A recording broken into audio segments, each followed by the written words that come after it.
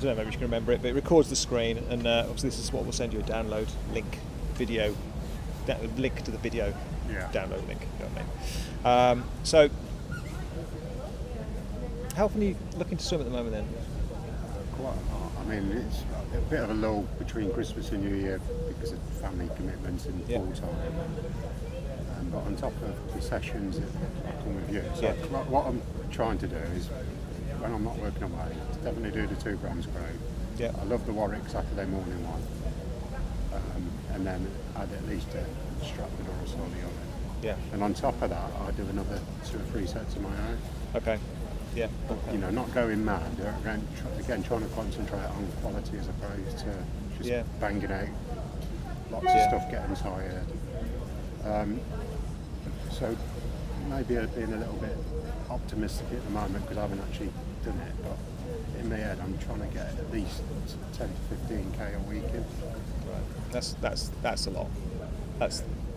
I mean, you should certainly make some. Do you feel like you're making any progress? Yeah, I mean, not necessarily on times, but where I made a lot of progress with you before in the sort of early years of the Air 3 was my confidence. Yeah. So my times in races weren't necessarily faster, but if I got clumped in the head or something like that, you know, I had the occasional moment, but overall I could deal with it. And I put that down to swimming with the squad and coming more regularly. Now I feel a better swimmer. The times might not always reflect that, if I'm being honest. But for me, I was thinking about this when I was swimming the days ago at Bromgrove. It's usually where my lack of natural ability, sort of, I make up for it in having sort of like a strong diesel engine on the run in the bike. Yeah. So I might not look fantastic, you know, I might not be like a racing snake, but I can sort of keep drilling through. And try and, you know, I know it's a bit of a saying in races. You know, it's not so much that I'm going faster, but I slow down less than others. But in swimming, that seems to be the opposite. I don't seem to have that sort of diesel engine to keep going. But I do. It's like where you know, I did feel then. I know I'm can be sometimes a little bit false, perhaps, because subconsciously you know you're being filmed. But even when I'm doing sets normally, I do feel a better swimmer. Yeah. I mean, I was pleasantly surprised to see. Obviously, from above the water, you can't really see how high people's legs are. You can have a bit of a guess, but you can't really see for sure. And it's until you get the cameras underneath the water that you can see it. And your legs are much higher than I thought they would be, especially given that you're not wearing the shorts anymore. And that's normally people's biggest limiter, is their body position in the water, the legs dropping down. So if you haven't got that issue, we'll have a look at it obviously in a minute, then what we're then looking at doing is it's either reducing drag or it's increasing propulsion. So I think it's the propulsion side of things that we'll be looking today, which is effectively, of course, which is going to make you go quicker. And one thing, without sounding really stupid, but sometimes I think it's like I've probably spent too many years swimming, partly because I don't always hear the beeper as well, but even especially by myself, I'm just I take a stroke. Yeah. Whereas I know I did a run earlier today, and it was only sort of like steady level zone 2. I know if I wanted to go faster, I needed to increase that cadence. Yeah. Whereas I don't necessarily automatically think like that when I'm swimming. Yeah. And there's been a few times I need to ask Dave, you know, should I be moving my arms faster? Should I be pushing more? And I think that could be one of the bits that I sort of need to focus on as well. I think you're right. I think a lot of people kind of slip into almost like a comfort zone with their stroke rate, and they almost trying to get faster by extending the stroke out or trying to get a more solid catch or whatever. Whereas the bulk of your speed, and it's the same really for most of these guys are normal people, you know, as opposed to swimmers who haven't learned from being a kid. Is that it's the turnover is where the speed will come from. So even if you had your same stroke that you've got now, we didn't do anything with it, but you could turn your arms, if you could get your stroke rate up from, I didn't take your stroke rate then, I'll have a look on here in a minute, but say you can get your stroke rate up from 56 to 70, you'll go faster. Yeah. You will go faster.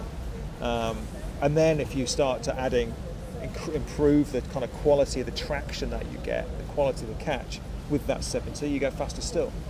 So, I mean, there's a saying that I think this came from Brett years ago. Is that in very general terms, speed and power will overcome technique. Kind of speed, power, and fitness will overcome technique. Yeah. As long as you've got the fitness and the strength to keep that going. That's why blokes can very often they can do a length in 20 seconds or 15 seconds or whatever. Well, if they can do one length, they can do two. But the only thing that's stopping them doing it is their strength and their ability to sustain that pace, and that's just strength and fitness. So you can do that, and that's quite comforting to know that. Yeah. And that's when you do your extra swims, which is just as important as looking at technique. Is what you're doing in those extra swims. If you can do 100 meters in 1:52, I think you said, didn't you? If you can do 100 meters in 1:52. Then you're better off doing 100 metres 152 having a rest, 100 metres 152 having a rest, 100 metres 152 having a rest, than you are doing 600 metres or 300 metres and getting slower and slower and slower. So short, good quality, like you said yourself, good quality intervals, and that means keeping them short. You can swim 3.8k, you can do it in hundreds, or you can do it in 50s. You just do a shed load of them, and that's the way you need to think about it. And then when you start getting a bit more confident, and you can hold the 152 together easier, then you start bolting all those bits together, and hold that speed. So anyway, so let's have a look and see what we've got.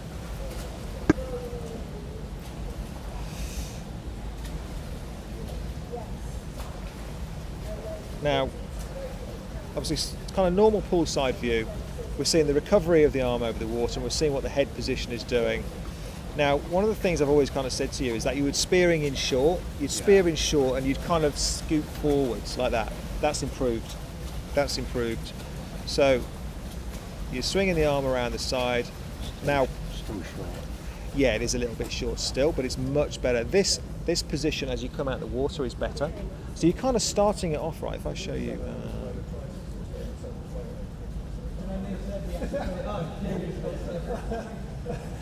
You're not going to be as smooth, you're going to be a swinger type stroke. So if you have a look from, let's have a look from the top.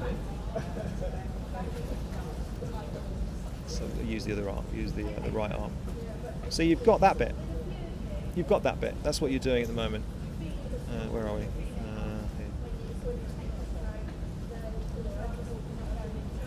So you're coming out like that.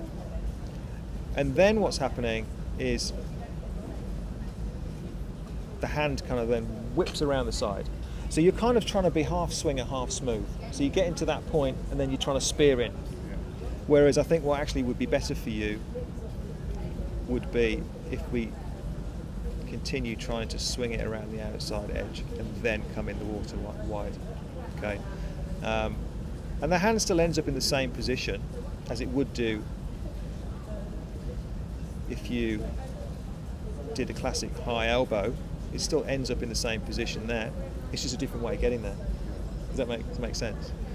So that's, and I'll carry on talking about that when we carry on going through the video, because this is all connected to what I was talking about before, is increasing your propulsion, improving your propulsion. So a little bit short on that hand. It's a little bit what we call hand-led. So the hand is kind of, the recovery should always be elbow-led. So even if it's straight, a straight arm, the elbow you'd recover, and the elbow would still be in front until you get to this part. Whereas what you're doing is you're coming out, and then the hand starts to lead the elbow. Yeah. We can have a look at that today.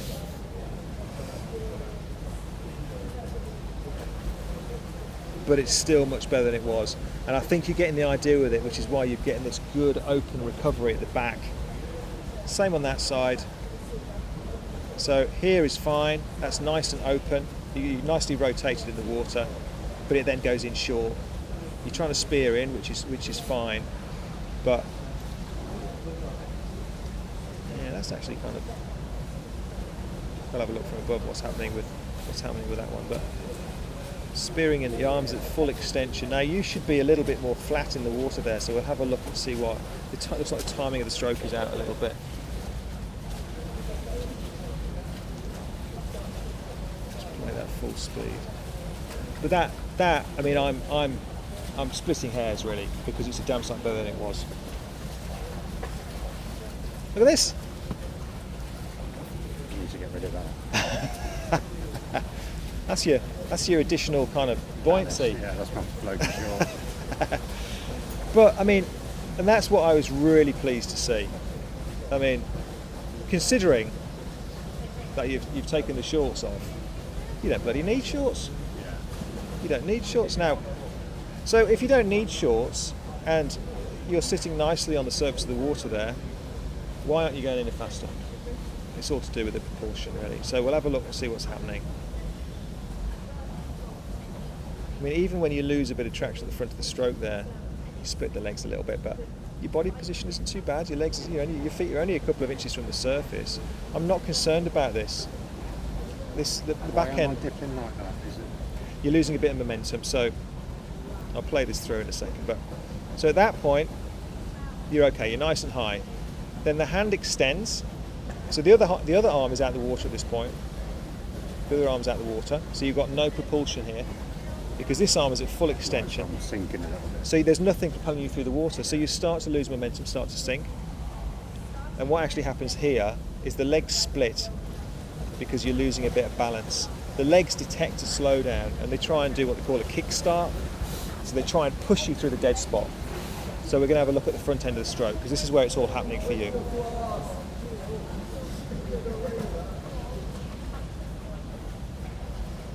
Try and find a better angle in a minute. Now, I'm just going to play this through, see if we can find a better position. There we go. Okay, so we're looking at the right arm here. Again, this is nice. The right arm comes out of the water, spears in. I mean, you're spearing in fairly deep. So you're coming in at quite a steep angle there. And then what's happening is, just watching what happens, is you're going like that. And that's kind of left over from what you always used to do a little bit. So from that point there, let's have a look. As it enters the water, no propulsion, no propulsion, no propulsion, no propulsion, no propulsion, no propulsion, blah, blah, blah, blah, blah, blah, till we get down here. And then you started to push a bit of water backwards. So you've got a dead spot there, which is why your legs start to split, and you start to split there, you start to drop a little bit. So on the left-hand side, similar kind of thing, coming in very steep. This one kind of keeps moving a little bit. It's hanging in space a little bit there. So it's got a little bit of a stall. And it's just a bit weak, you know, you're pulling through a bit straight. If I show you, just for comparison, what a strong catch looks like. Rebecca Adlington. She's a smooth, but I'm just showing you the kind of the catch element of what we're talking about. So, in fact, I'll play this through a little bit so we get a better angle. Now, she's really flexible in the shoulders, so she can spear in much shallower. You wouldn't be able to do that, I wouldn't be able to do that, but she can get away with it. She actually drops the elbow a little bit there, but we're ignoring that. So, now she gets away with having that kind of extension, that pause at the front there, because she's got really good propulsion from the arm, which comes out here. So she's still travelling through the water. So she can get away with having a little bit of a pause at the front. But as soon as that hand leaves the water, this one starts coming down at the front. Okay, very much you can see that she's in control there. There's a positive action with that hand pushing down. The elbow stays fairly high. And she's turning that whole arm into a paddle. Goes like that. And then this is the whole thing as a paddle. And then she pushes all the way back, all the way back, all the way back, all the way back, all the way. And that's where she gets the propulsion from. And it's continuous. As soon as that one leaves, play at full speed. That one starts, that one starts. There's a little bit of an extension at the front, but she gets away with that. Looks easy, doesn't it? All right. So if we compare that to what you're doing, so the right hand side comes in, so that's not doing anything, and then it's coming through as a straight arm, which is a weaker position for you to be in. Pulling through from the shoulder is a less strong catch. And then what you actually do there, look, is you kind of come up towards the body, and then you lead through with the elbow, so you're slipping through. So let's just carry on playing this through, or explain what we're going to do about it. I actually think this is really positive, because we can quite clearly see there what's happening with your stroke. The biggest win you've got is this. It's pretty brilliant. Really good. We can get the recovery improved, because the recovery sets up the catch. Then it will help the catch, and we can get the catch improved, and you're going to start moving. And your spit on the left hand side, look, you can see it. So you kind of, it drifts out wide. It's not really doing anything. And then as the other hand it's just about to enter the water. This hand, see what it does? It kind of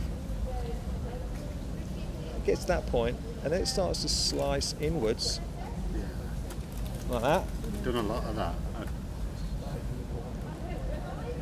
Right up close to your body, and then it slips. So you're getting virtually no traction with that at all. Because if you pull close to the body, the water's already moving, so you won't get any traction. And then it's elbow led anyway, so you're just slipping back through the water that way.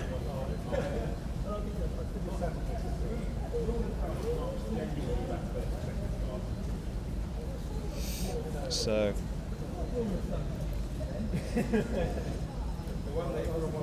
let's wait for you to come back in. I do like a funny shuffle thing with my arms, don't I? Yeah.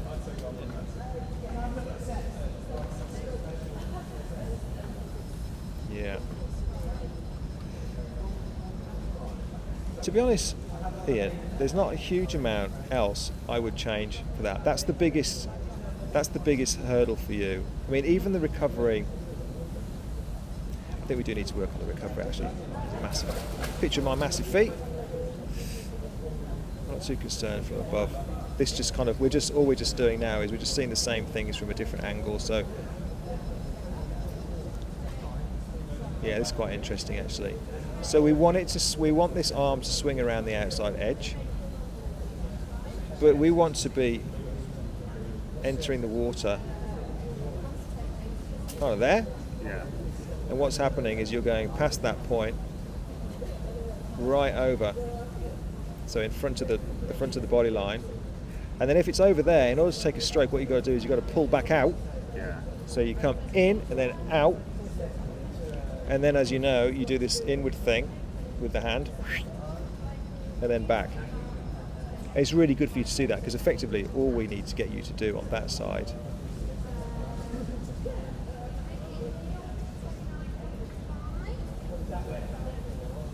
is swing around the outside,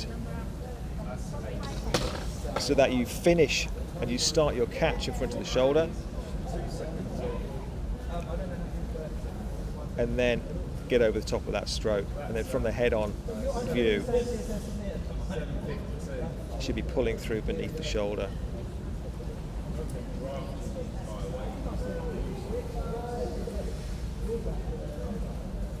So we're going to get you recovering a little bit wider and spearing in to a different position at the front of the stroke.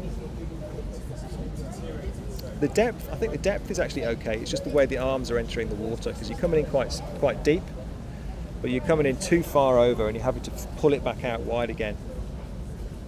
So if you imagine if you're just recovering that arm over straighter, entering the water wide, and we'll do it with some paddles on, because you can feel more with the paddles on. And then as soon as that hand enters the water, you're thinking about drawing it into the belly button. So you're not coming in and going like that.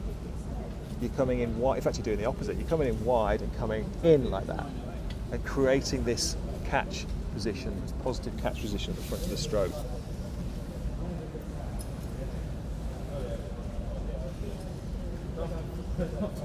Alright, let's have a look. Go back to you.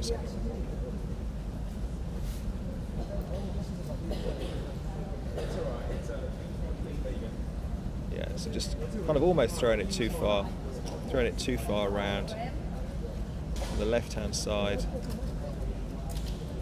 Sorry, the right hand side. Yeah, so it's. So you're starting to bend the elbow there rather than just bring that around here. It comes really short and then spears in. And again, it's spearing in front of the head. And then you're having to go to bring it back into position. That's where it should be, spearing in too. There. And then you get a little bit kind of bent out of shape because of that.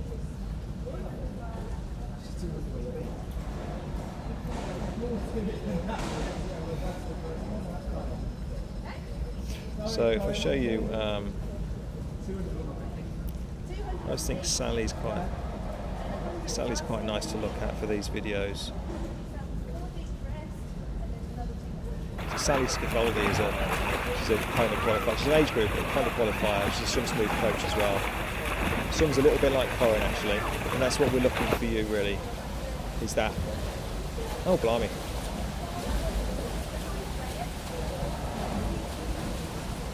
Swinging around the outside edge, she actually comes in a little bit closer, but she comes in front of the shoulder and stops at that point. It's not showing you very well, but nice and rhythmical.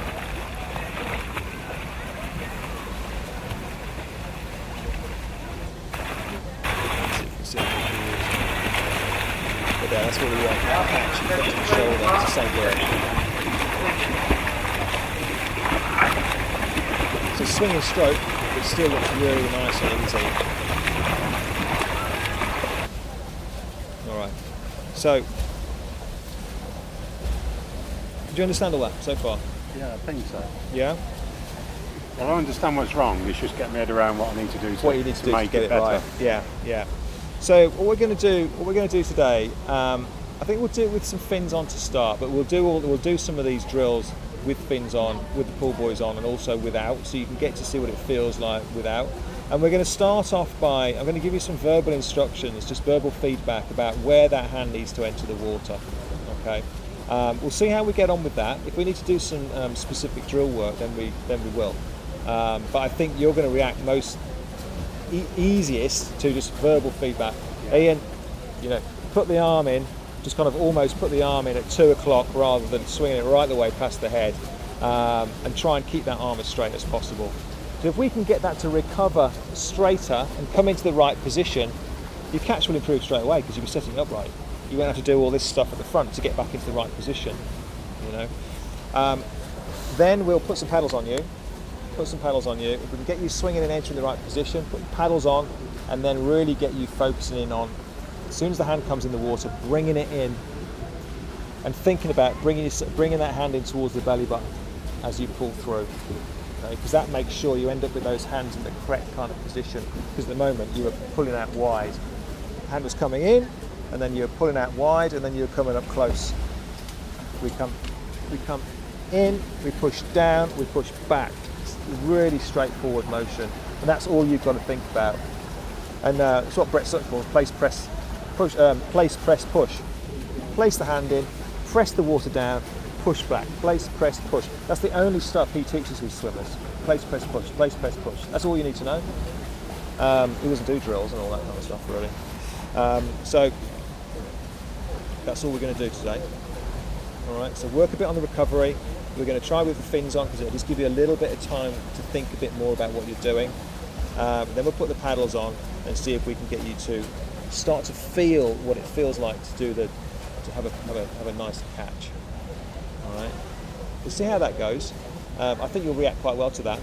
There's swim smooth drills which we can do as well. The javelin drill, for example. I'm not going to do that now because I think we need to go down this route first of all. I don't think, the pointy paddles? Yeah. The reason I'm not suggesting you do that because the pointy paddles are for spearing in. I don't want you to spear in, I want you to come around the side a little bit more. Those pointy paddles won't work because they've got a peel on, you can't come in sideways with those on. All right. So all you need Got the fins, normal ones today. fins, and I'll get some of Corin's green ones, the flat ones. So we'll have a go with those because they come in more cleanly because they're perfectly flat. Okay. They've got edges on, so they don't come in quite so nicely. All right. Yeah. All right. So let's just switch this off.